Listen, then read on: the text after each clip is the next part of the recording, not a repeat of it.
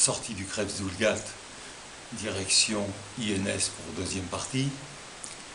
Novembre, suppression de tous les sursis, direction armée au lieu du BJ, 43e RIA à Lille, armée de novembre 59 à mars 62, revenu plus ou moins malade d'Algérie, et passé le concours de la deuxième partie en 64.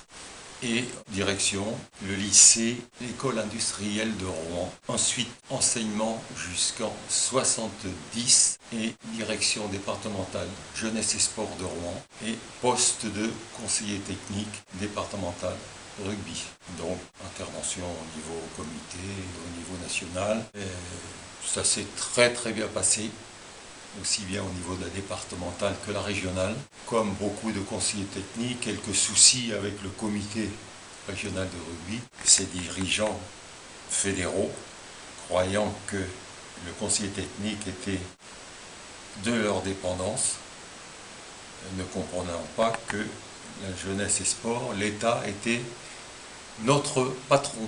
Et lorsque j'ai eu quelques soucis avec eux, le recteur d'académie et le directeur régional se sont vite empressés de les remettre à leur place, en disant que s'ils ne voulaient plus de moi, eux étaient prêts à me garder, mais que mon poste me suivait et qu'il n'y aurait plus de conseiller technique sur le département et sur la région pour faire le travail que je faisais.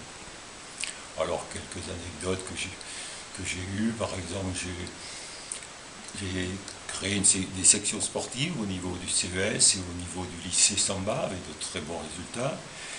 J'ai créé des stages rugby-vacances à Narbonne où on a été reçus comme des rois avec une équipe depuis le directeur, l'intendant, le cuisinier, tous des gens bénévoles.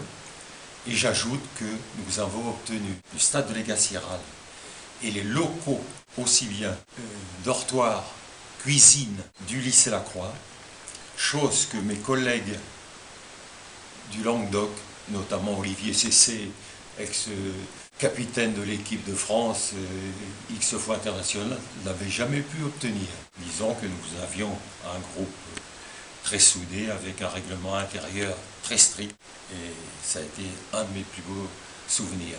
La dernière chose que je voudrais ajouter, j'ai fini ma carrière pendant 6 ans en intervenant en milieu scolaire, primaire, dans des classes mixtes, CM1, CM2, et là j'en ai tiré des choses extraordinaires, aussi bien pour les élèves qui ont adoré, et pour moi-même, malgré la difficulté pédagogique. Et j'ai compris une chose très importante à ce moment-là, que autant pour les écoles de rugby, mais surtout pour ces interventions au milieu primaire, il ne fallait pas envoyer n'importe qui, parce que la plupart des éducateurs faisaient subir aux jeunes de toute catégorie ce que eux subissaient en tant qu'adultes dans les clubs. Et j'en ai fait part aux recteurs et directeurs régionaux qui ont été contents que je leur fasse cette confidence.